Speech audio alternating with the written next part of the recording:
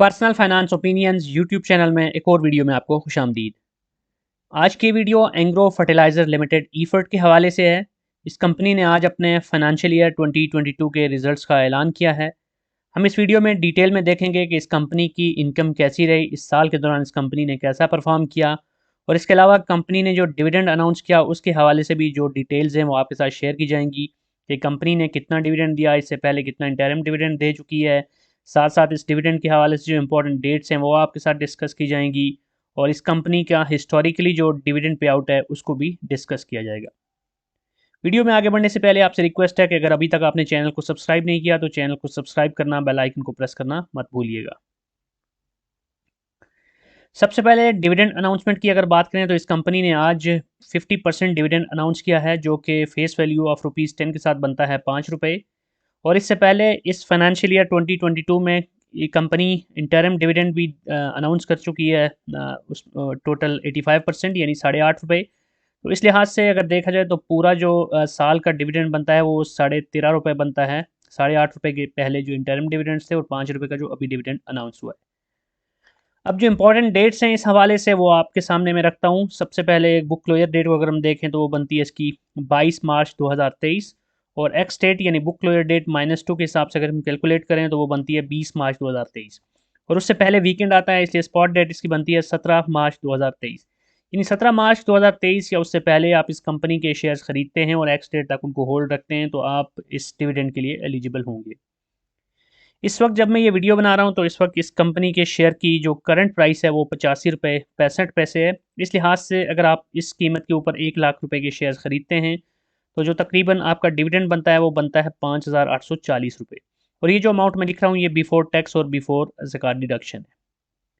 इसके बाद trailing 12 month की अगर हम डिविडेंड यील्ड देखें इस कंपनी की तो वो 15.76% है, जो कि अच्छी डिविडेंड है। बहुत अच्छी डिविडेंड यील्ड तो नहीं कहेंगे, कीपिंग इन माइंड इस वक्त जो मुल्क के अंदर इन्फ्लेशन और ओवरऑल रुपये की डेप्रिसिएशन है, और बाकी जो जनरल मिसलेनियस मामलात हैं मुल्क के इकानमी के हवाले से।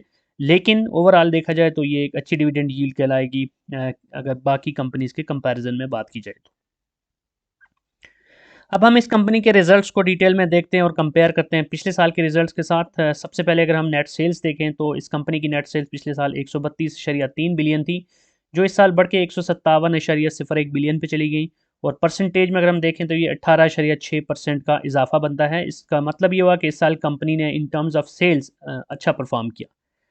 लेकिन उसके बाद अगर हम ग्रॉस प्रॉफिट देखें तो वहाँ पर हमें नज़र आता है कि पिछले साल इस कंपनी का जो ग्रॉस प्रॉफिट था वो 44.07 बिलियन था, जो इस साल कम होकर 42.84 बिलियन रह गया। और अगर परसेंटेज में देखें तो ये 2.78% का डिक्लाइन हमें नज़र आ रहा है। तो यहाँ हम देख सकते हैं कि जहाँ कंपनी का की सेल्स में इजाफा हुआ वहाँ उसकी ग्रॉस प्रॉफिट में कमी हुई, जिससे हमें पता चलता है कि इस साल इस कंपनी की जो कॉस्ट ऑफ सेल्स हैं वो काफ़ी ज़्यादा रही हैं, रॉ मटेरियल के हवाले से और जो दीगर मुख्तलिफ अवामिल होते हैं प्रोडक्शन के अंदर जो जिनका हिस्सा होता है, वो सारी चीज़ें कंपनी के लिए इस दफ़ा मनफी तौर पे असरअंदाज हुई इसके ग्रॉस प्रॉफिट पे। यही वजह है कि इसका जो ग्रॉस मार्जिन है वो पिछले साल के मुकाबले में कम है। उसके बाद अगर हम प्रॉफिट बिफोर टैक्स देखें तो पिछले साल 29.8 बिलियन था, जो इस साल इसका कम हो गया 26.5 बिलियन हो गया। और परसेंटेज टर्म में देखें तो 11.14% का डिक्लाइन है प्रॉफिट बिफोर टैक्स में। तो ग्रॉस प्रॉफिट मार्जिन भी कम था। और उसके बाद प्रॉफिट बिफोर टैक्स अगर हम देखें यहाँ पर भी हम देख सकते हैं कि पिछले साल के मुकाबले में काफ़ी ज़्यादा कम है इसका मार्जिन। तो इसमें जो मेजर फैक्टर्स हैं उसमें डिस्ट्रीब्यूशन एंड सेलिंग एक्सपेंसेस और दीगर जो एक्सपेंसेस हैं, और फिर अदर इनकम जो होती है उसमें कमी, फिर फाइनेंस कॉस्ट, और ये सारी चीज़ें मिल मिला के जो है प्रॉफिट बिफोर टैक्स वो इस साल इस कंपनी का पिछले साल के मुकाबले में कम है। डेफिनेटली इंटरेस्ट रेट में जो इजाफा होता है वो भी नेगेटिवली इम्पैक्ट करता है कंपनीज़ को, क्योंकि कंपनीज़ ने लोन जो लिए होते हैं उस पर इंटरेस्ट उन्होंने पे करना होता है। तो इंटरेस्ट बेयरिंग लोन जितने ज़्यादा होंगे तो उतना ज़्यादा आपको इंटरेस्ट पे करना पड़ेगा, और इंटरेस्ट रेट में जब इजाफा होता है तो उसका नेगेटिव असर पड़ता है। इसके बाद बॉटम लाइन पे जाएँ हम नेट प्रॉफिट पे, तो नेट प्रॉफिट में हमें देख सकते हैं कि पिछले साल के मुकाबले में 24% की कमी हुई, जो कि बहुत बड़ा डिक्लाइन है। पिछले साल 21.09 बिलियन था, जो इस साल कम होकर 16.003 बिलियन रह गया। और ये जो नेट प्रॉफिट में इतना ज़्यादा कमी है, इसमें एक बड़ा फैक्टर सुपर टैक्स का नफाज भी है। कंपनी के को बहुत ज़्यादा टैक्सेस पे करना पड़े, यही वजह है कि जो नेट प्रॉफिट मार्जिन है वो पिछले साल के मुकाबले में इस साल कंपनी का बहुत कम है। अब इन सारी चीज़ों का जो एंड रिजल्ट है वो अर्निंग पर शेयर है। अर्निंग पर शेयर भी आप देख सकते हैं, पिछले साल इसकी 15 रुपये 80 पैसे थी और इस साल ये कम होकर 11 रुपये 98 पैसे रहेगी। तो ओवरऑल हमने देखा कि कंपनी ने सेल्स में तो इजाफा किया, लेकिन दीगर जो भी अवामिल थे वो कंपनी के लिए साजगार नहीं थे। यही वजह है कि कंपनी के जो प्रॉफिट मार्जिन हैं, ग्रॉस मार्जिन हो गया, नेट मार्जिन हो गया, और इसी तरह जो जो इसका प्रॉफिट बिफोर टैक्स है, ये सारी चीज़ें हम देख सकते हैं कि पिछले साल के मुकाबले में इस साल कम रही हैं। अब हम इस कंपनी के डिविडेंड हिस्ट्री को देख लेते हैं। इस साल कंपनी ने टोटल मिला के 13.5 रुपये डिविडेंड दिया। तो पीछे अगर हम देखें हिस्टोरिकली 2021 में तो इसने 16.5 रुपये का डिविडेंड दिया था, 2020 में इसने 13 रुपये का डिविडेंड दिया था, 2019 में भी 13 रुपये और 2018 में 11 रुपये। याद रहे कि एंग्रो ग्रुप की कंपनीज, जिसमें एंग्रो फर्टिलाइज़र भी शामिल है, ये कंपनीज ऐसी हैं जो कि अच्छे डिविडेंड पे आउट के लिहाज से बहुत जानी पहचानी जाती हैं। और एंग्रो फर्टिलाइज़र एक ऐसी कंपनी है जो कि हर साल बहुत अच्छा डिविडेंड देती रही है।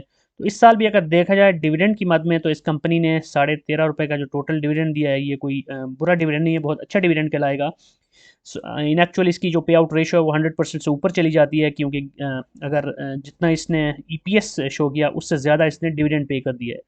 तो इसका मतलब है कि कंपनी अपने जो रिजर्व्स होते हैं उसमें से भी कुछ अपने शेयर होल्डर्स को नवाज रही है। ऑफ कोर्स ये सस्टेनेबल या लॉन्ग टर्म ऑप्शन नहीं होता।